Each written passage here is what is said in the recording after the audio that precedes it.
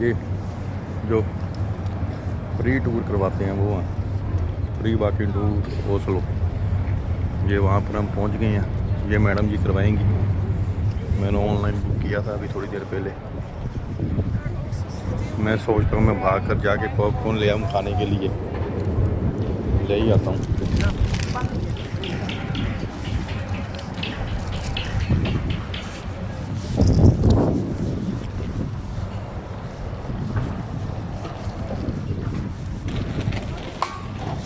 बल्ले बल्ले बल्ले हाय ओए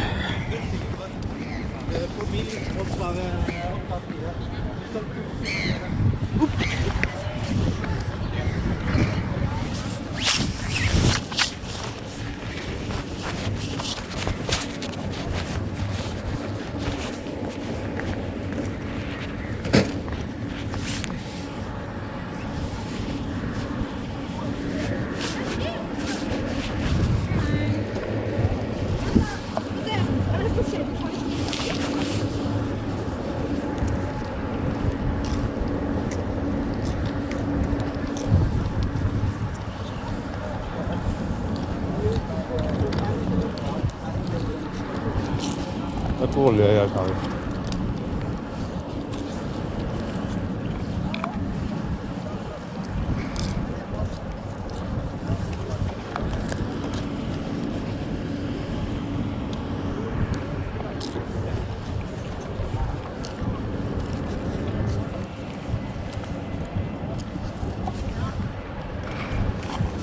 वो जिसने वो ऊपर किया होगा ना वो करवाएगी फ्री वॉकिंग टूर। वो अभी टाइम हो गया, बस स्टार्टिंग है।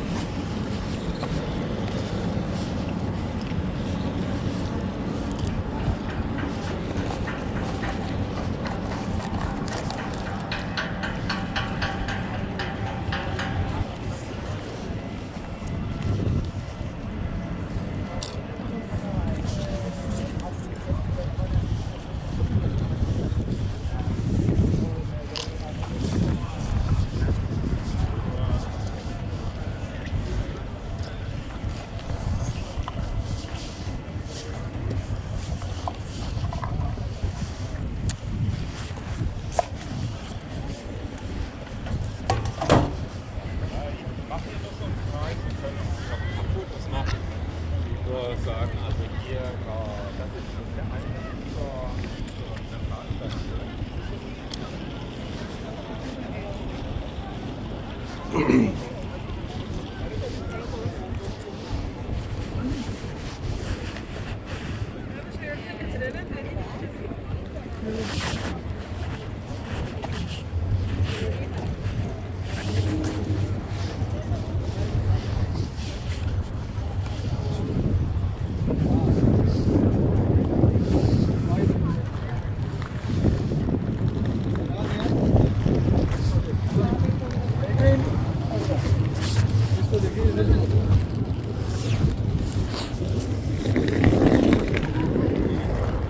ये आम आ रही है पीछे वो मैडम है जिसके साथ हमने फ्री वॉकिंग टूर करने के लिए जाना है। ये Oslo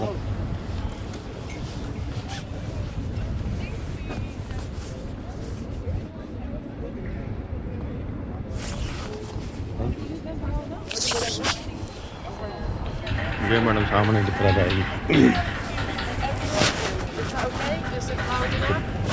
Okay, perfect. Have I registered your name, sir? Yeah, both of you? Okay, or your? Online Yeah? register yes. Okay, perfect. So my name is Susanna. I will be your tour guide for today. I've been living in Norway for about 10 years. I'm not originally from Norway. I'm originally from Poland. But if you ask me, this is the biggest group of immigrants here in Norway. So I'm always laughing that whenever you guys go to a hotel or a restaurant, there is a guarantee that someone is going to be serving you that is from Poland. I think I've been here long enough. In Oslo, I've been for 4 years. In Norway, as I said, around 10, even more than 10 at this point. So I think I know what to show you guys. I know what I was excited when I first arrived here. I know what I was interested about, so I'm very happy to share it with all of you. If at any point you have any questions, please ask me. I really hope that there are going to be questions that I can answer. If not, I'll try to figure something out, and we both will be happy with the answers. The tour is going to last about 2 hours. We are going to have a little bit of a walk. I will be stopping at some of the most important historically spots in Oslo and some of the newly buildings. I will of course share a little bit of history with you. I hope everyone brought you food today for the tour and you are not too tired of your feet. And I hope you are excited to have a little bit of a walk. And yeah, let's start. So first I wanted you guys to have a look at the tiger that is located behind us. This tiger, everyone is always asking me, why is there a tiger in Norway? Of course we don't have any tigers, we only have polar bears. Please be aware that they are not in Oslo, so you guys are safe. I will make sure that no polar bears are chasing us during our tour.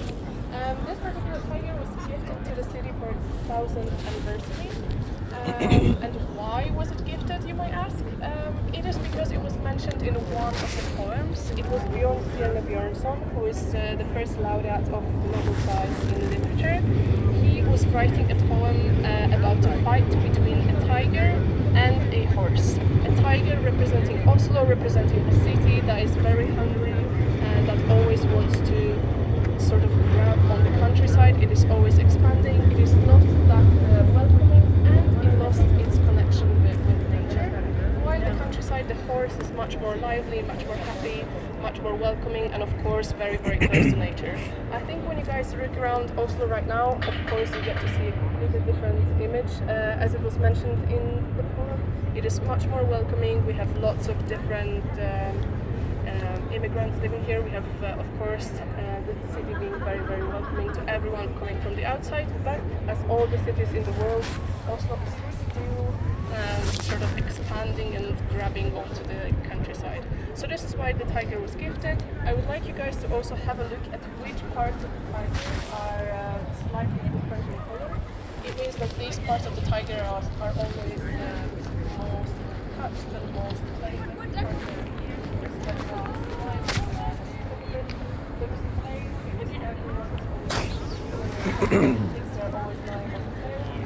And some of the private parts as well, of course, have to be touched. It's quite a funny story because a couple of weeks ago I had a guy who immediately went to touch them as I said, and I had to ask as a curious person why, and the response was that he is jealous. So I think now we know why everyone is always touching them. I am highly encouraging you guys to take a picture of the tiger, as this is one of the most photographed citizens of Norway. So whoever is always arriving to Norway, arriving to Oslo, the first thing they do is they take a picture of the tiger. So right now we're in the direction of the library.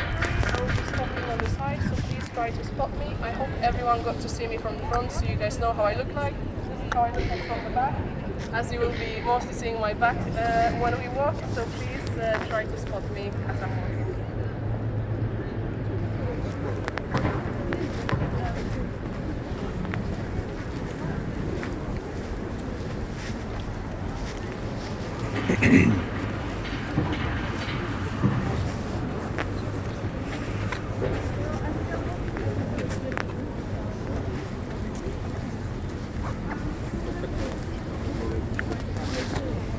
ये दोस्तों free walking tour है जो लगभग 3 kilometre का है। ये शायद यहाँ पर वीडियो वगैरह इन्होंने बोला है कि अलाउड नहीं है बनानी, पर मैं बना रहा हूँ आपको दिखाने के लिए। ये देख लो ओस्लो। ये अभी थोड़ी देर पहले ही मैंने गूगल में जाकर बुक कर लिया था tour, free walking tour of Oslo. ਲਓ ਜੀ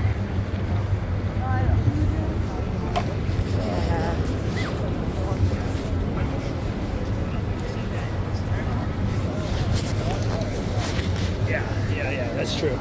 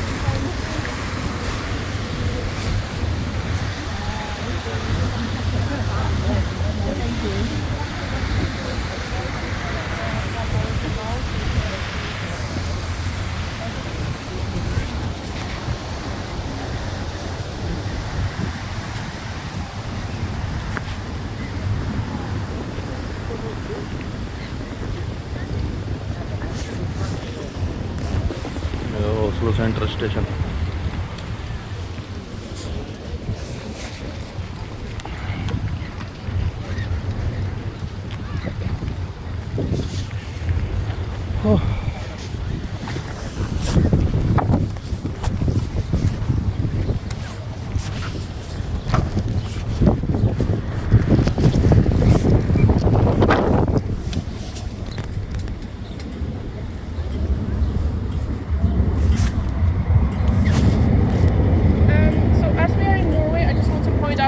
We know that the winter is brutal in the country, and what I wanted to point out is that all of these you are able to press them from underneath as well, because of course this part is always frozen, so you can never touch it right here, so everyone is always automatically touching it here.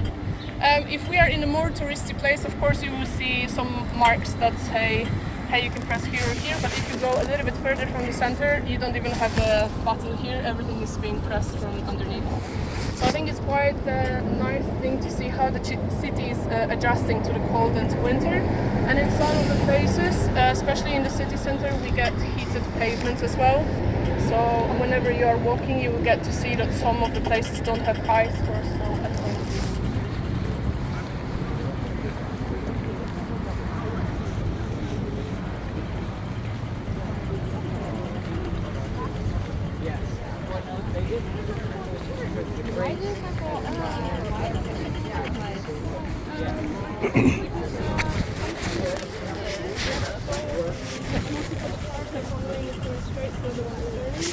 And from what I know, they just produce one type of them.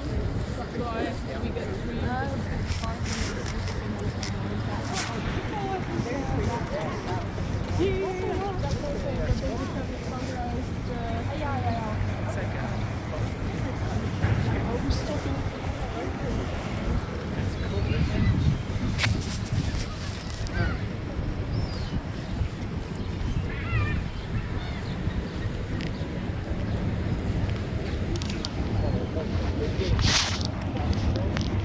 I just want to double check, can everyone hear me? Okay, that's perfect. So the building that is located behind of you guys, this is the city library. It's called Bjørvika Deichman. And this is the name of all of the libraries across Oslo. If you ever see a building that is called Deichman, this is the city library. So if you ever need a rest, if you ever need to go to the restroom, you will know that Deichman is the library. This particular library is the biggest one in Oslo. This is also the busiest one in Oslo. So whenever you go there, you will see that it's always full of people, always full of students preparing for their exams, doing group works, and so on and so on. There is a whole floor that is dedicated to parents with kids. I believe it's the second floor, so if you guys want a bit of quiet time, try to avoid that floor. Whenever you go to the top floors of the library, of course, get a beautiful view, so you can just sit by the table, read the book, and look at the beautiful Oslo from there. And I also wanted to mention there is one very interesting project going on currently. So 100 artists around the world, 100 writers, were asked to write some sort of book or text, anything that they would want to share with future generations. These texts and books were not published, and they are going to be frozen in time for 100 years. And only in 2113 they are going to be published, so the future generations will be able to read what was bothering our society and what we were learning about, what we were thinking about. So I think it's quite a nice display in the library. If you guys have some time and would like to read a little bit more, every year there is one of the artists selected, and you get to learn about him and his text a little bit more. Of course, without being able to read it, as I mentioned, it's going to be published in 2114. So good. The name Deichman comes from a very, very generous gentleman. When we are talking about back in the day, it was of course not that easy to become a member of a library. Reading and acquiring books, it was mostly tied to higher class, so whoever had wealth, they were of course able to read. And Deichman did not like that. He decided to give 7,000 books to the city of Oslo. He wanted everyone to have freedom to read. He wanted everyone to have access to books. But I'm always pointing that out. All of the books were written in German, French and Latin. And of course we are talking about Norway, so no one in Norway spoke these languages, but the high class and wealthy people. So again, it was causing some sort of disbalance, but the gesture was there. So from now on, all the libraries in Oslo and in Norway are available for anyone. So if you guys want to access, it's free of charge to go there and to rent a book. And what I always find very interesting is that if you rent a book in Oslo and you are traveling to the north of Norway, you can always return that book in the north of Norway, because they just send the books. So all of the libraries are sort of connected. So for those of you traveling, if you like to read a book here and give it back there, you get to do that in Norway.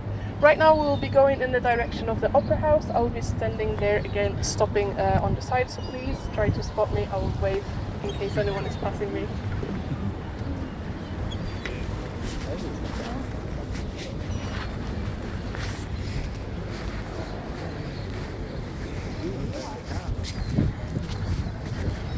Right?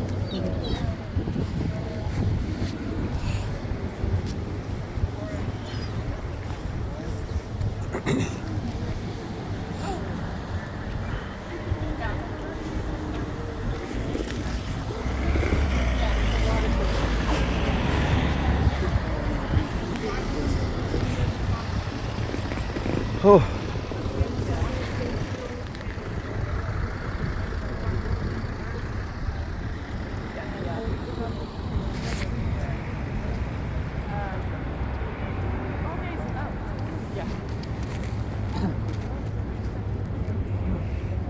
We show you Oslo.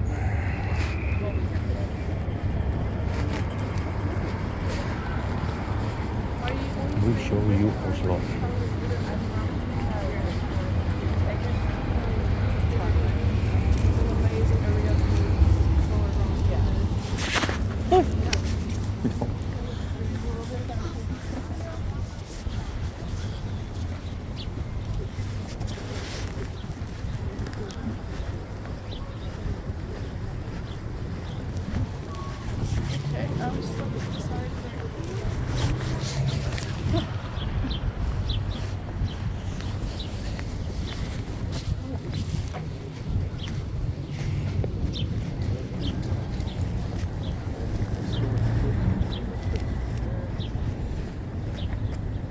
So first, what I would like you guys to imagine is that this whole area that we are going to cover right now, in the past it was wooden. Yeah, of course. Can you hear me? Perfect.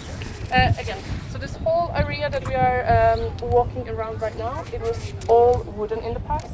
this is where the boats would stop. This is where the main trade would happen. So it's completely different in the past than it is right now. The library was built and opened in 2020.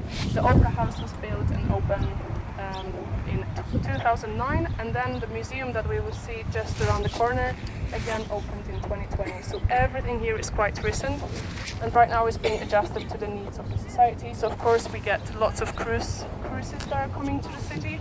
So this whole area in the past was dedicated to trade and fishing. Right now it's more touristy. But what I would like to point out first is that the small huts that we see over there, this is what I usually call the natural habitats for the Norwegians. So if you guys are quiet enough and if you are lucky enough today, we will get to spot a couple of them in the wild. Of course, what I'm talking about is the saunas. They are always spending their time there. If you guys would like to join, this is available for you as well. You just need to book it, and you can of course enjoy the Scandinavian lifestyle. You are also allowed to bring your drinks inside of the sauna, as in the ones that are purchased in this area, and enjoy even a small beverage inside of the sauna. But if we come back to this beautiful building that is located behind us, this is the Opera House. This is one of the most famous buildings in Oslo, and I just wanted to ask you guys, what do you think that the building reminds you of when you look at it? Icebergs. An iceberg? That's perfect. That was the first try and we got it right. So this beautiful building is supposed to resemble you of an iceberg that is emerging from the water. The architectural group called Snøhetta, they wanted you to have an experience of an iceberg inside of Oslo. But what they also wanted to do is they wanted to create public space when you guys get to go on the rooftop of the building. I don't think it's that common whenever you are traveling to just go on the rooftop of the building that easily. Some people also say that as Norway is famous for its hikes and for its mountains, this is also what we can do right here. We can just go on a hike in the middle of a city center. I think it's quite amazing, especially if you go on the rooftop, you get to see the beautiful view on the area. Just please be mindful of seagulls. So if you guys are carrying any snacks with you, be aware that it's not just you that would like to taste them, it's also the seagulls. They are very trained. They always know who is the weakest one and who is going to share the snack with them. The Opera House was built from 3 materials. We are talking about the white marble, easy to be spotted. It's from Italy. We are talking about not stainless steel, but we are talking about the recycled aluminium. This is what the roof was constructed of. And we are talking about oak wood. This is what the whole interior of the Opera House is made with. So whenever you have time, please go and have a look inside of the Opera House. I always try to ask people to think what they think about the interior. Some people tell me that it looks like a boat, other people tell me that it looks like a barrel. So I would like you guys to have a discussion about that and just have a look. It's a very, very nice and warm interior. While the Opera House was being constructed, there were of course lots of artists that wanted to make this place a little bit more welcoming. One of the winners of the competition, her sculpture is located just outside of the Opera House. It is a tiny, tiny iceberg, and it is called Hun ligger, which means she lies. What is interesting about this sculpture is that it is connected to a concrete plate underneath, a platform if you will. So whenever you are here during the day, you will never see it in the same position because it's rotating depending on the ocean movement, the sea movement and the ocean currents. When there is a low tide or a high tide, you will get to spot it in a different position. It is made from glass and stainless steel. One more exhibition, if I can call it this way, one more beautiful thing inside of the Opera House is the curtain. It is made from aluminium, and the idea behind it was that you take an aluminium foil and you crumple it and you hang it as a curtain. So when you go inside of the Opera House, you get to see this beautiful curtain, and of course when you imagine how much it must weigh, it's quite impressive. Again, I highly recommend you guys go inside and just have a look. There is also a cafeteria inside there. And one more thing that I don't think you are always recommended to do is to go to the toilets inside of the Opera House. They're amazing. You feel like you are just walking inside of a piece of artwork, and you will not be disappointed exactly when you go inside there. Please don't tell people that I'm recommending it, but I really do. It's a very, very nice experience. Of course, it's free, so yeah. Right now we'll be going in that direction again. If we are quiet and lucky enough, we will get to spot some Norwegians inside of the sauna. I'll be stopping just behind it.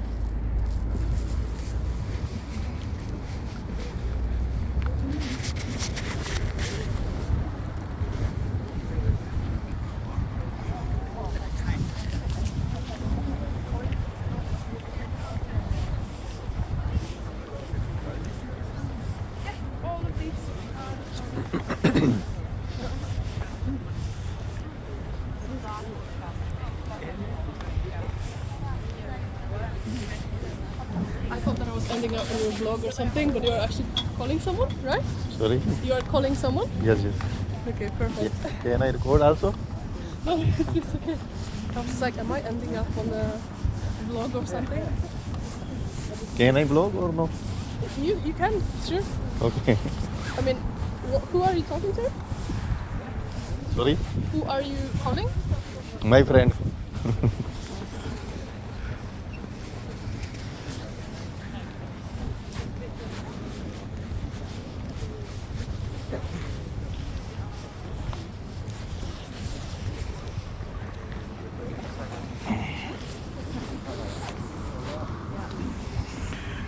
Madam ji को लगा कि मैं किसी से बात कर रहा हूँ, पर मैं किसी से बात नहीं कर रहा हूँ, मैं वीडियो बना रहा हूँ।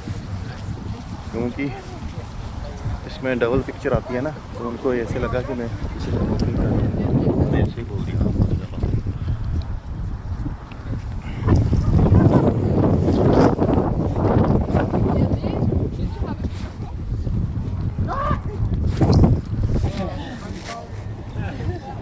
Okay, so there are two things that I would like you guys to spot. First is again the saunas. These ones are located right here, are the ones that have an engine.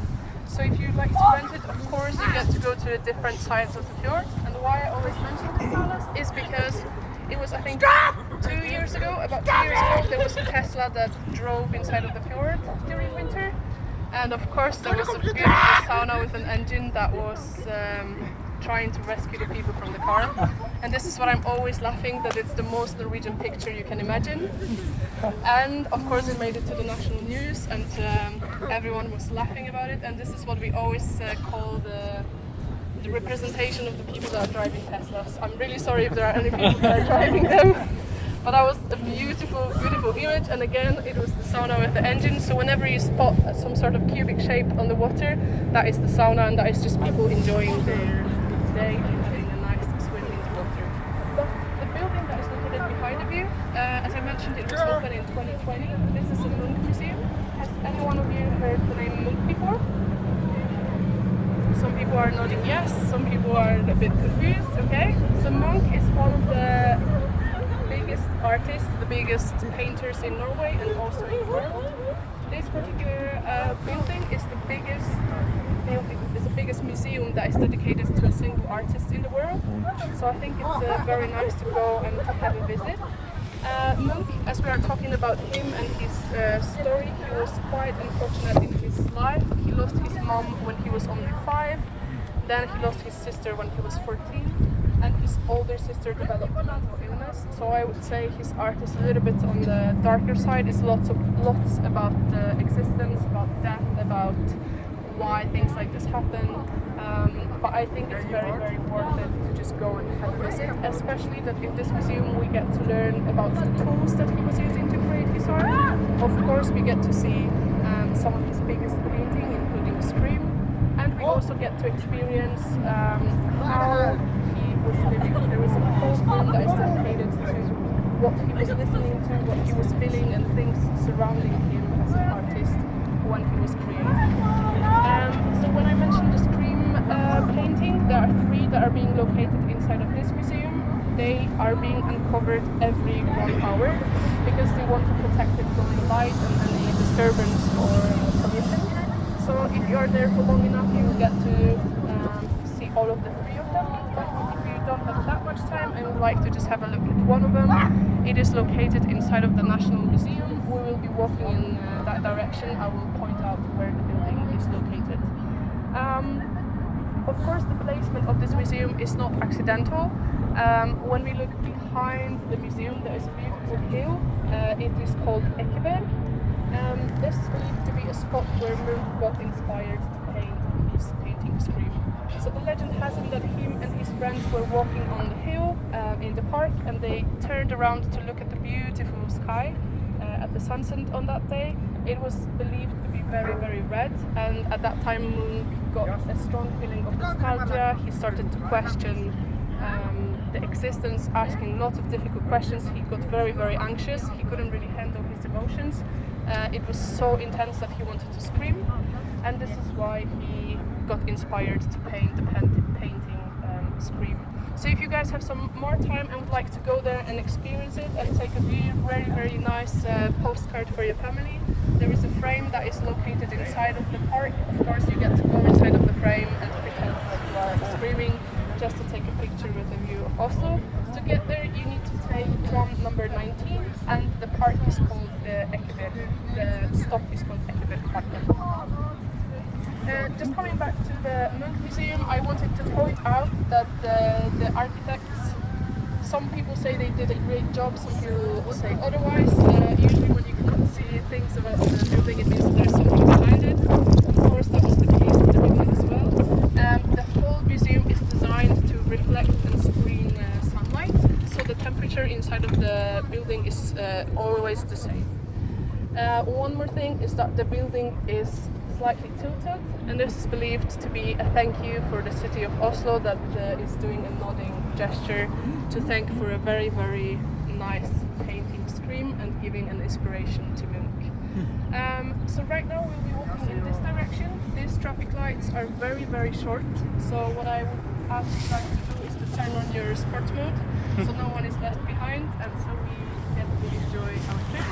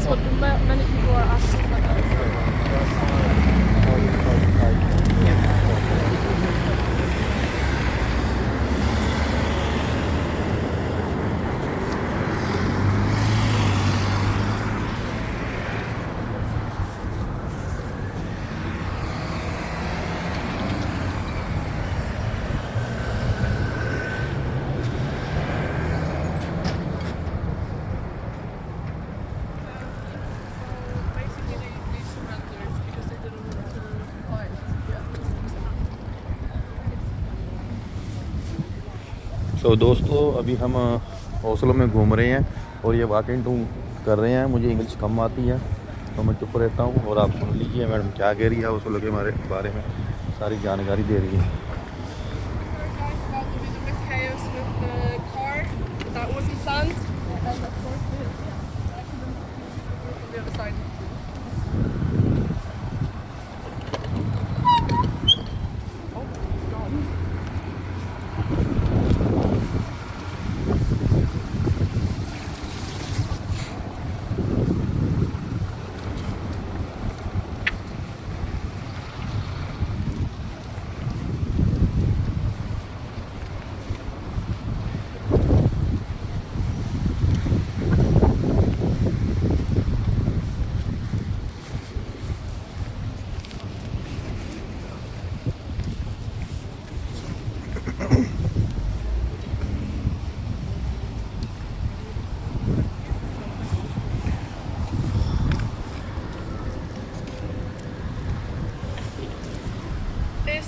going to be a very, very short stop. I just wanted to point out to you guys that this building right here, this is the Stock Exchange of Oslo.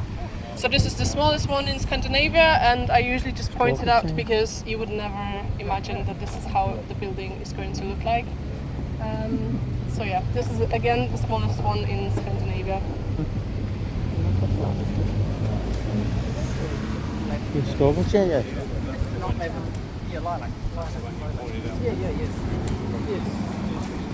कमाल है यार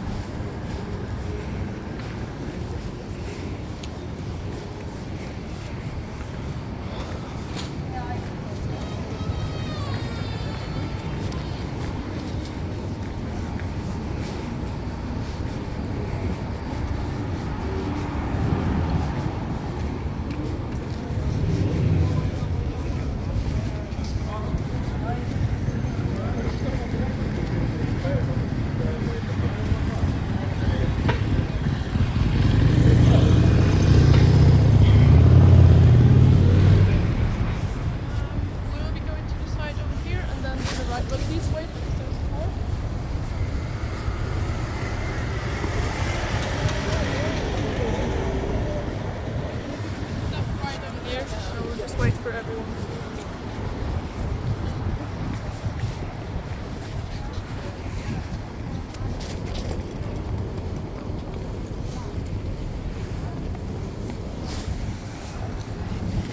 Everyone is taking Don't worry about this side. It is not for bikes. All the bikes are supposed to go through.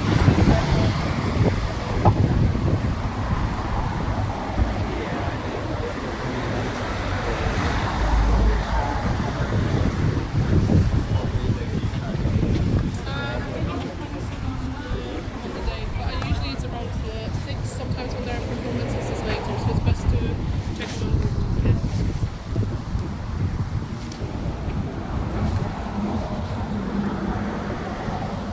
Okay, so the first mentions of the city of Oslo, we are talking about the 1048. This is where we still are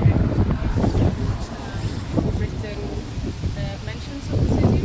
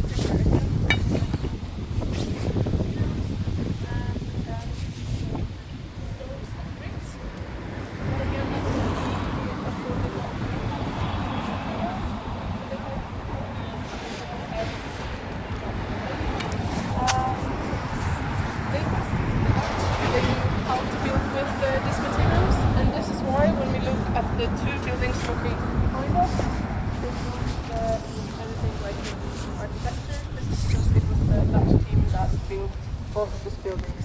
The building that is located right here, it used to be a city hall. Of course, right now we have a much newer one, a much bigger one, and this building is not doing its purpose anymore. But what we always happened is that when the Dutch arrived to Norway, of course, they practically absolutely driving it twice a day. Be careful what you are saying. A simple story. So they wanted to find and drink the Norwegian akemi, and it is believed that during the day the guys were working, during the night they had a bit of fun time and they were enjoying their drinks. So this is why when you look at the building, sign, of course you cannot enjoy akemi that much without getting a little bit too tipsy. I think that whenever they're trying to balance how the building is supposed to be structured, we blame it on akemi. Right now, the street that we are walking up is the main street of Oslo. So I mentioned earlier that just by all of the products were arriving to the city. Workshops and stores were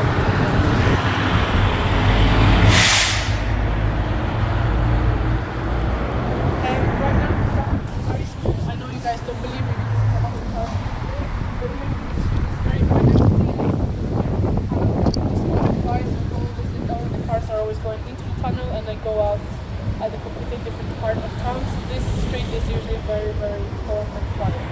So again, this used to be the main street of Oslo, and the place that we will be walking towards now is the old main square of Oslo.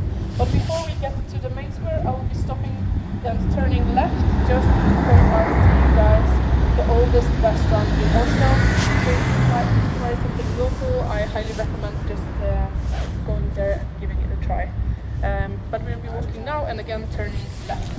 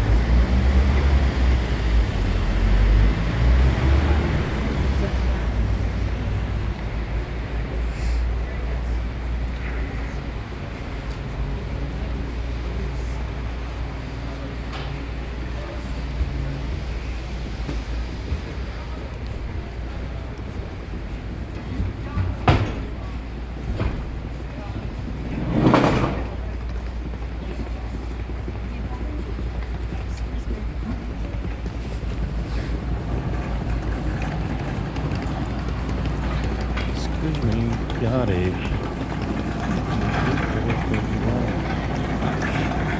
No,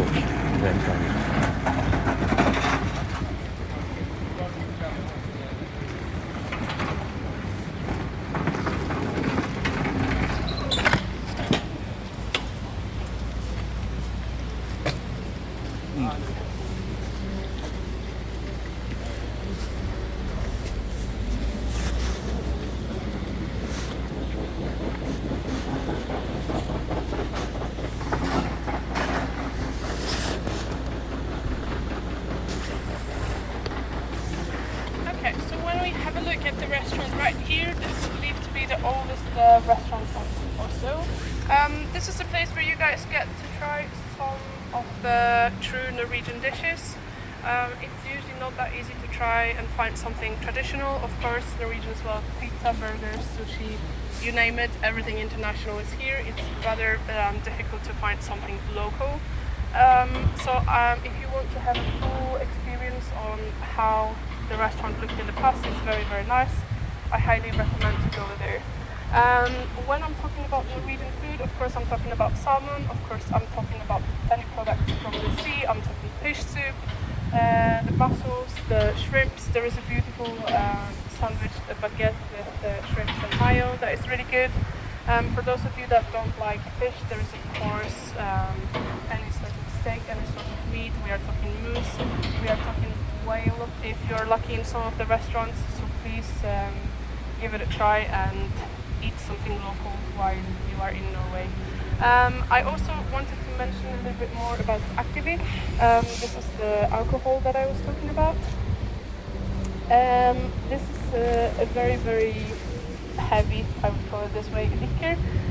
It is made from 95% potatoes, it is made from caraway and dill seeds, and it is supposed to be kept in wood for 6 months in order to be called akevit. We have a particular brand that I always recommend, it's called Linje Akevit, and there is also a very interesting story behind it. Of course, in the past when we are talking about traveling with the boat, we are talking about very, very long journeys. We always have to have food supplies, we always take alcohol with us, and that was the case for the story. The akevit was being kept on the boat, but one of the barrels was forgotten, and it is believed to be traveling around the world and crossing the equator 2 times before it got back to Norway. And of course, when it arrived here, it was found. People were wondering, okay, we give it a try. Either it's going to kill us or it's going to be the best thing that we've ever tried. And you can guys imagine that if I'm talking about it, of course, it's the best thing. They gave it a try and they discovered that the movement and the temperature changed. It made the alcohol much better in flavor than the original akevit. And from now on, the brand is called Linje Akevit, crossing the line, the equator 2 times. So whenever you go to a bar, of course, everyone is very keen to tell that story. Some people twist it a bit, some people add something to it. So I always recommend if you are going to a bar, try to challenge the bartender to tell you a little bit more about this Linje Akevit. But I, of course, recommend to give it a try. After the First World War, the alcohol was completely prohibited in Norway. It was only allowed for the medical purposes a couple of years later, and only in that year it was 1.8 million prescriptions written on alcohol for medical purposes. So of course the prohibition did not work, and after that it was allowed for people to be used again. But it is still quite heavily managed here and monitored in Norway. So of course, when we are talking about heavier liquors, you can only buy them in specific stores called Vinmonopolet. This is something that is being managed by the state. You can only buy alcohol from Monday to Saturday. On Sunday, you are not allowed to purchase anything. And we are talking about the heavy liquors here. When we are talking about beer and cider, it's the same. You get to purchase them during the week until 8 or on the Saturdays until 6. After that, when you are going to a regular store, the fridges are always covered with some sort of curtain, and there is a piece of note that says, due to Norwegian law, we are not allowed to sell you any alcohol. So I think it's always a nice postcard from Norway if you guys just go to a regular convenience store and take a picture of the fridge that is just covered with a curtain. And actually everyone is respecting it. No one is ever buying alcohol after that time. So right now we'll be going back again to the main street that we came from, and we'll be turning left and stopping on the old main square of Oslo.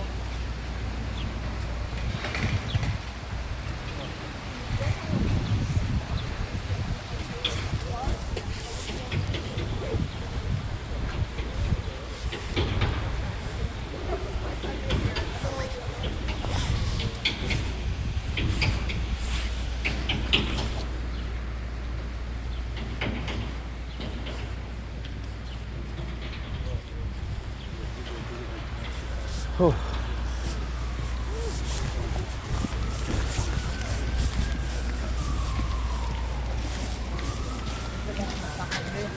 Yeah.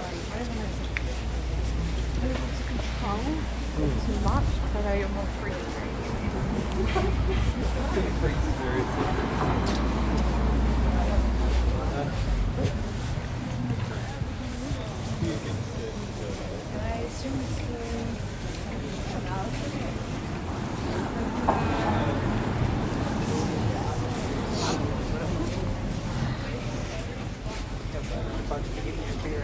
Yeah. Then I can drink at work. So. Well, that's true too, right?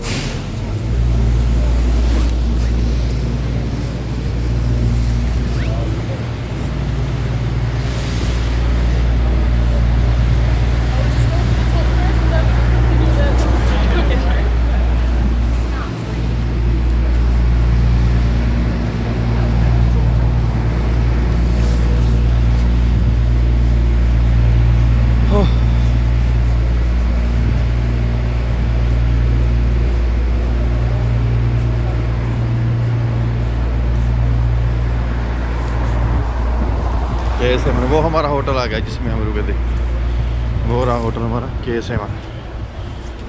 ये रहा।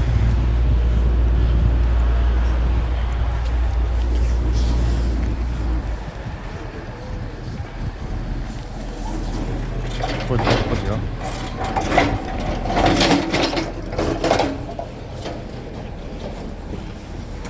ये हमारा hotel आ गया है K7। यहाँ हमारा luggage सामान वगैरह पड़ा है। ये होटल है हमारा।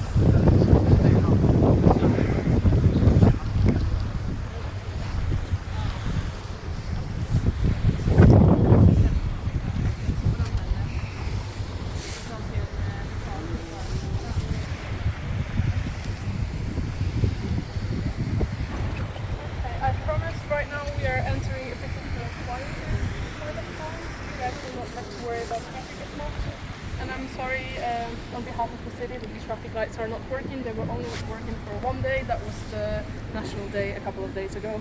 Other than that, they just switched them off and they don't care. So yeah, and that's the story behind it. But right now we are at the old main square.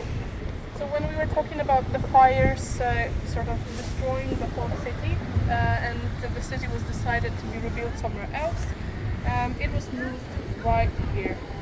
So Oslo became the capital only in 1299. Before that it was Trondheim and Bergen.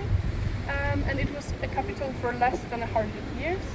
It lost its status to Copenhagen. And this happened because of the Kalmar Union between Sweden, Denmark and Norway. So when we are talking about Oslo right now, it is of course about whole Norway, and Oslo it is ruled by the Danish kings.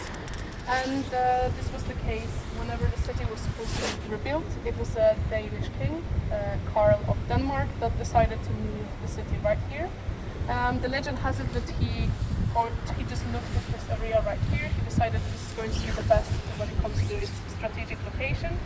He took his glove and he pointed at a spot just like the monument on the fountain is shown.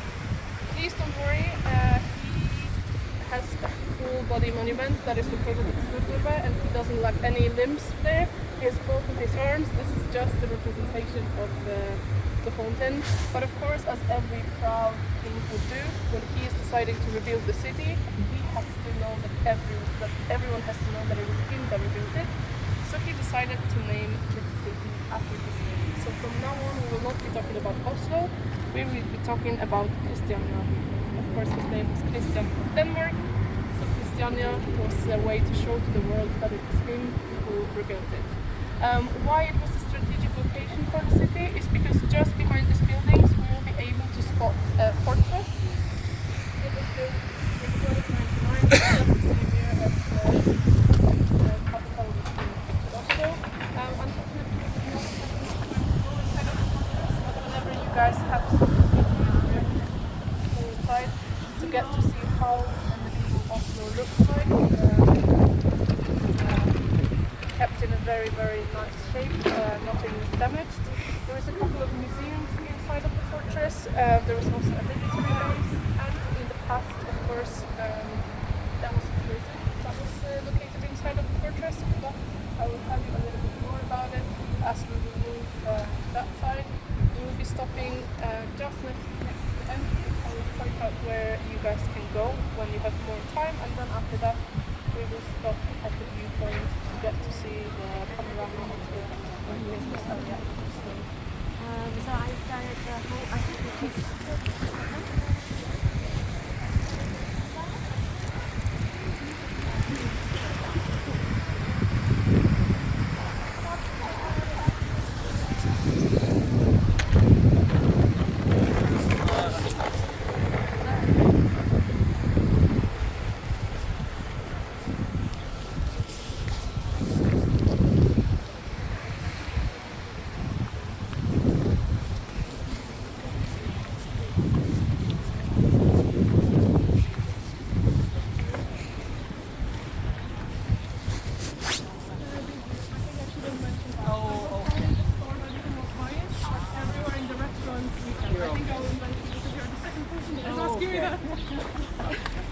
I don't think I made it that clear.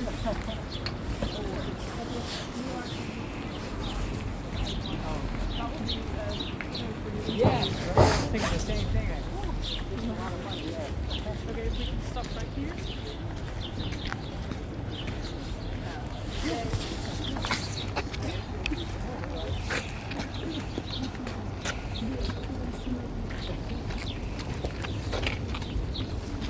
Okay, I just think I need to make one thing clear. So when I was talking about not being able to buy alcohol on Sunday and after a certain hour, this does not include the bars and restaurants. This is only for the store. So of course, whenever you go to a restaurant or a bar, you are allowed to buy alcohol. For those of you wondering, I should have made it a bit more clear. But this is the entrance to the fortress. If you guys are staying in Oslo or in Norway for a little bit longer, I think during this weekend we will have a medieval festival. So you will get to experience how it was back in the day. Sometimes when you are lucky enough, there is a group of guys that are always recreating medieval fights. It's just a club. These guys are doing it for fun. So when you go and have a walk around it, you will get to spot guys dressed up in medieval outfits and they're trying to fight each other. Of course, they don't fight for real. I'm sorry, I'm just going to show you. The rule is that when they tap each other, it means that someone is dead and then they have to swap, and it's not as dramatic as we would like it or not like it. Okay, coming back to the prison that was located right here. There was, I read some time ago that there was a project going on that you were able to rent a prisoner. So whenever you had something to be fixed or if you needed some sort of renovation or construction or anything, you will able to rent a prisoner from the fortress. I'm talking about back in the day. This is of course not happening right now. This is the medieval times. And yeah, I just think it's a very funny way to put it in words if we imagine how the world looks like right now and how it looked like back in the day. So right now, as I mentioned, we'll be walking towards the viewpoint and I'll be stopping right there. I'll also show you guys if anyone needs a restroom. They are on the way. We'll be there in about a couple of minutes. I would say 5.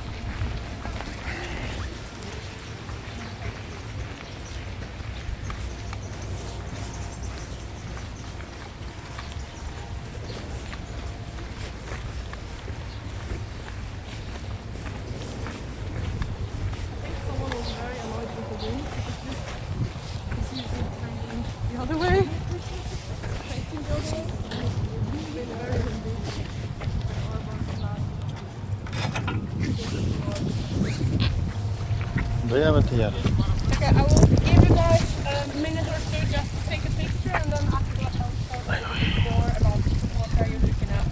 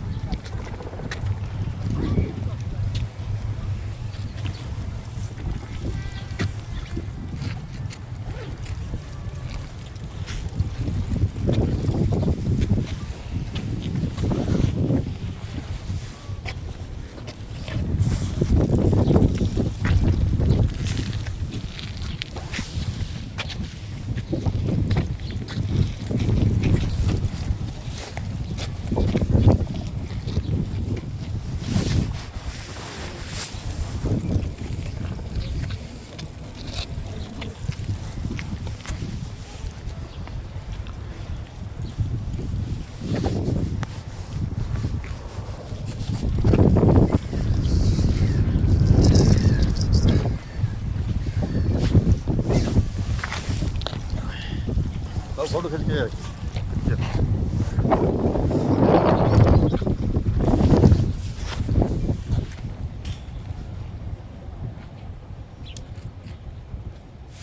Where are you from? Where are you from? Here.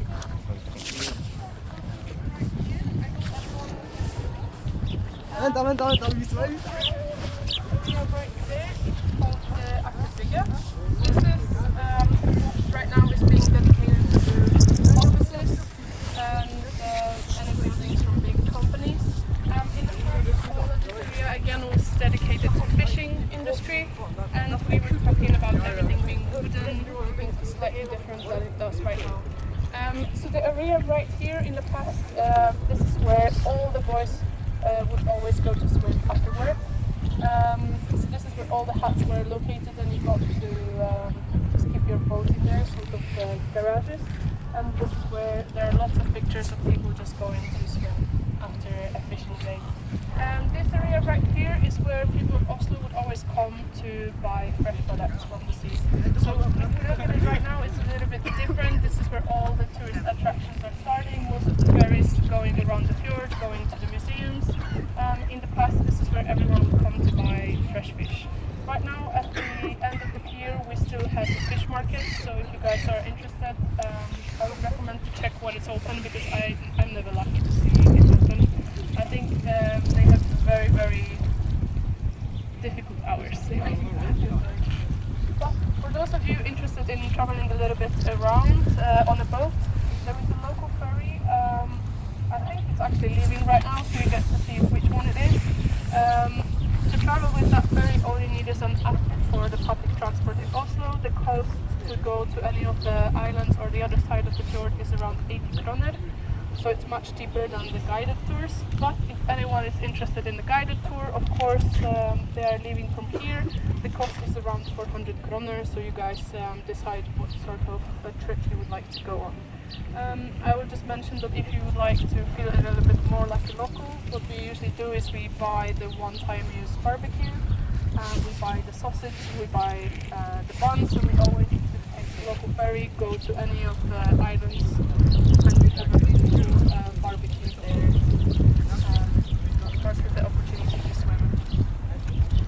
Just be mindful that most of the time the ferries are very crowded, because that's what people also usually do. So if you'd like to hop on one, try to do it as early as possible, so you guys don't miss the last ferry, or so you don't travel with all the crowds.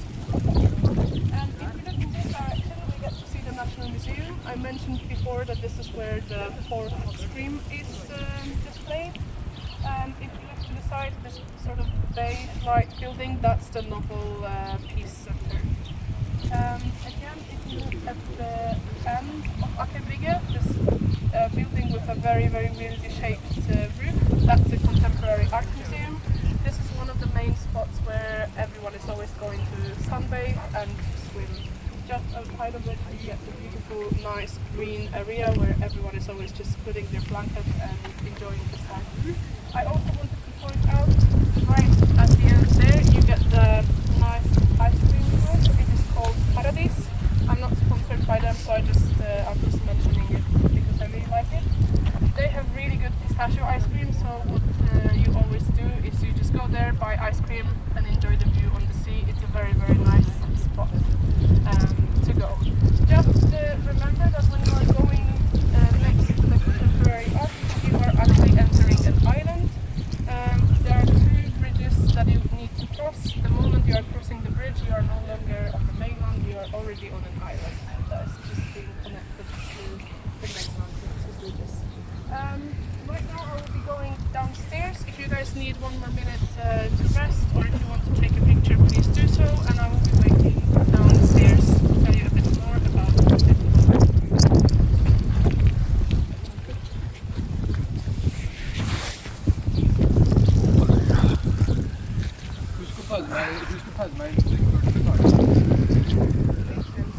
लो जी, ये अभी आपको दिखा रहे हैं हम।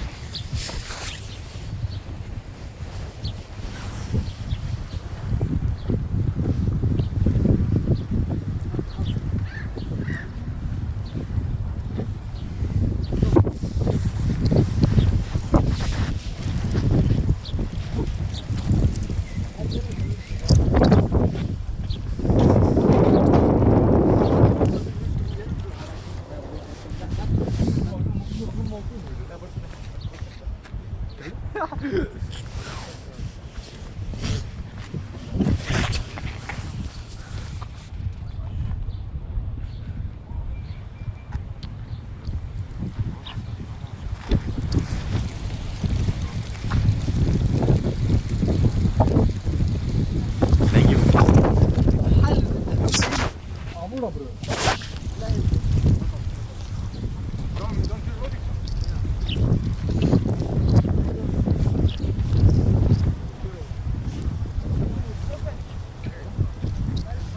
ये अभी हम ओस्लो में हैं, जो नॉर्वे में है, जिसको दुनिया का लास्ट कंट्री भी बोला जाता है। अभी आपको कराया सिटी टूर। मैडम ने आपको इंग्लिश में सारी जानकारी दी। किधर की मैडम जी?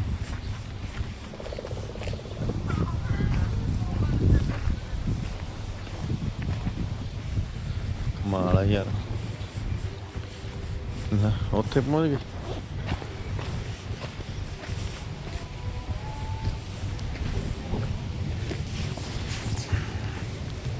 वो सामने मैडम कितनी दूर पहुंच के देखो।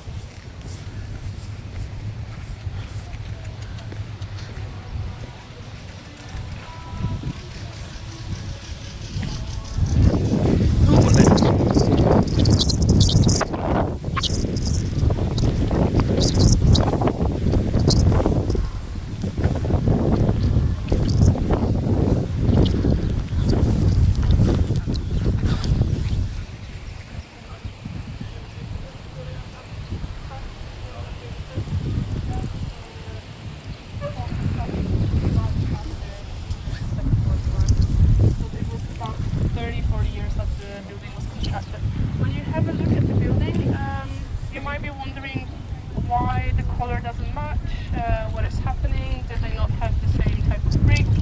I had lots of people asking me about it. The reason behind it is because to build this building, 8 million bricks were used and every single one was handmade. So when you are looking at this construction, it might not be the prettiest, but then when you hear that every single brick was handmade, it changes your perspective for sure. But I wanted to point out these two towers are not equal in height. One is 66 meters, the second one is 63. And on this one right here, we get 49 bells that are every equal hour are playing. But one of the bells is missing. The story behind it is that it went out of tune, and the city of Oslo didn't have enough funds. They didn't think that it's worth fixing it, so they decided to throw it out. But it wasn't the happiness of one of the local artists. He decided that he would like the locals to experience the tune from the bell, and he decided to hide it somewhere here around this area. And what I would like you guys to do is, as we are walking around, just to have a look and try to spot the bell. Right now it is possible to just use your foot and press the pedal, and you get to hear the sound of the bell. It rings again, so we will be walking towards the bell. This is not the one, this is 49, so I like how everyone got excited.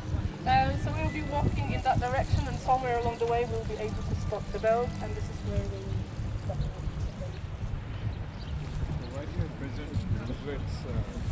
So he was helping the royal couple during the war to escape Norway, and as a thank you, right here.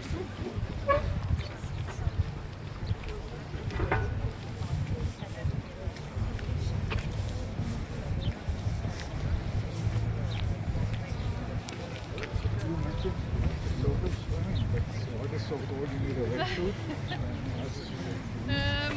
So for the reason, they are so used to swimming in cold water that they don't really mind. Right now, Did you ever swim? yes. Yeah. At some point, I was also doing a diving course. So during winter is when we had all of the classes, unfortunately. Yes, it was. I think it was the worst and best experience of my life at the same time, because it was so cold that I couldn't even move my fingers at some point. But it was so exciting to see all the animals under the water. So you get used to it. I hope you get a chance to spot the bell already. If not, I will just point it out. It's located right above our heads. It's easy to spot when you think about looking everywhere.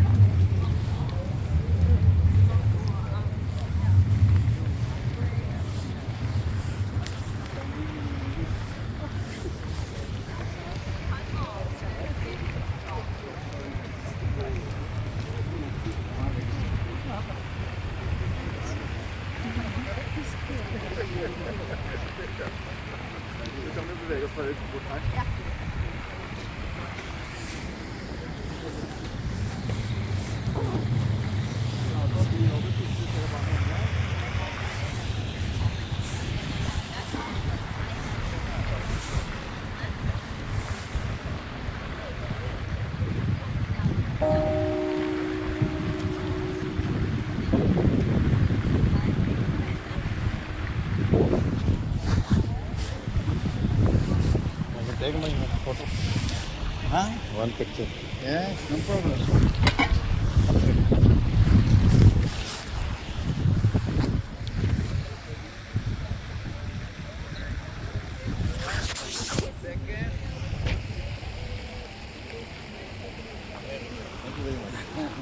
Good. Problem. Yeah, why not?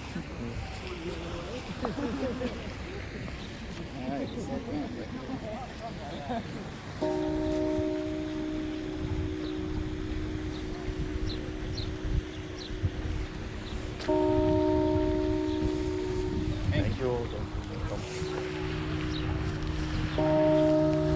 ਘੰਟਾ ਵਜਿੰਦਾ ਏ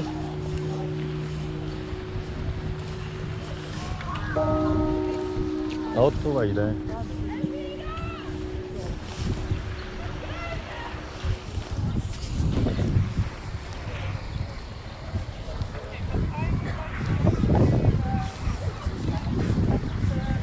That is located just behind of me. This is the Nobel Peace Prize, and I wanted to ask if there is anyone here that ये यहाँ heard, पैर से दबाओ about और वहाँ Nobel and चलता है peace घंटा Okay, perfect. It is the dynamite. This is what he's known for, or he was known for back in the day. The reason why the center is located here is because, of course, we were talking about the unions.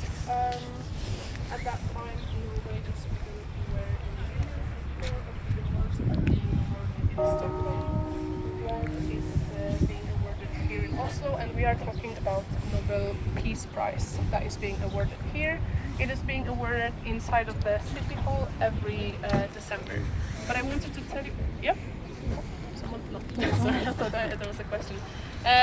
The reason why the awards are being awarded or given away is because back in the day, one of the French magazines, sorry, I'll just put my, there you go. One of the French magazines wrote an article after Alfred's brother's death. They thought that it was him that died, and they wrote in the article that the merchant of death is dead. The person who invented a machine to kill people faster is dead. Alfred, of course, after reading this article, he decided that this is not how he wants to be remembered. He was very, very sad that his invention got turned around, and instead of helping out with research and discoveries, it was used to kill people. And he decided that he wants to gift all of his money and fund the Nobel prizes. Of course, one of them being awarded here, the rest being awarded in Stockholm. I really recommend this museum. We get to learn a lot about Alfred as a person. We also get to understand that even if he was considered so successful, he didn't consider himself successful. In one of the letters to his brother, he writes that the only thing he managed to achieve was clean nails and good health. So we get to see that he had a completely different perspective. He always wanted to have a family, but unfortunately he didn't get the chance to have one. He proposed to 2 different women, and they both unfortunately rejected him. So we get to learn that even if the society considers you successful, it doesn't mean that you yourself consider yourself one. I highly recommend going inside, because instead of you not only get the chance to learn about Alfred, but you also get the chance to learn about the Peace Prize itself. There is a temporary exhibition right now about last year's winner. We also get to learn about every single one of the winners of the Peace Prize from before. So again, I think it's a very, very nice museum for those of you that enjoy this kind of attractions. Right now we'll be walking around and I will be stopping for a moment next to the city hall. दोस्तों वो देखो ऊपर जो घंटा लगा है वो वाला, वो पैर से चलता है। अभी वो बजा रहा है, अभी ये बजाएगा, उसके बाद फिर मैं भी आपको चला कर दिखाऊंगा। वो घंटा है जैसे हाथ से बजता होता है। अभी हम नॉर्वे में हैं, ओस्लो में।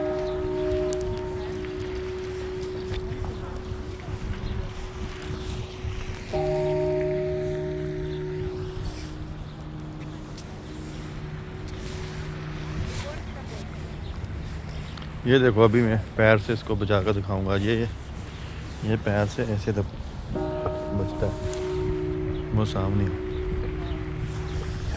ये यहाँ से पैर से दबाओ और वहाँ चलता है। thank you. हाँ।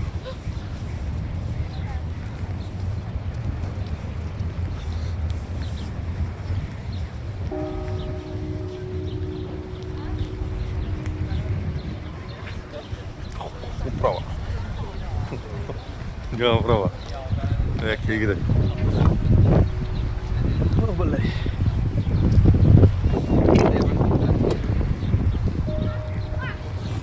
किधर गए अपने बंदे? वहाँ से टूर वाले।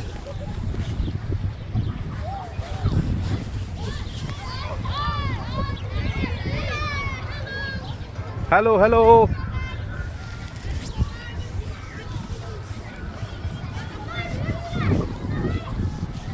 कर दे।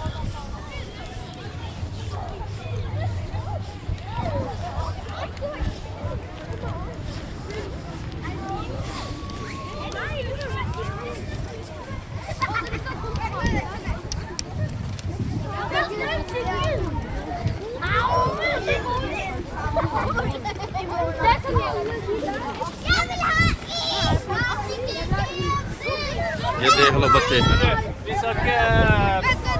Bakgrunnen. Gutta. Det där sista så. Det är bra. Ja, det är så. Där.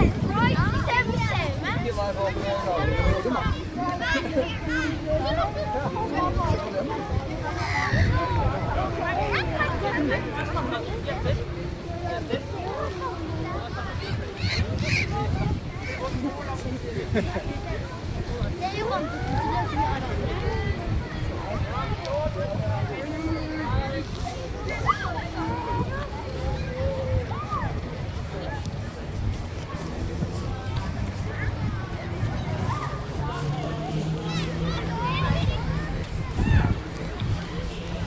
Oh.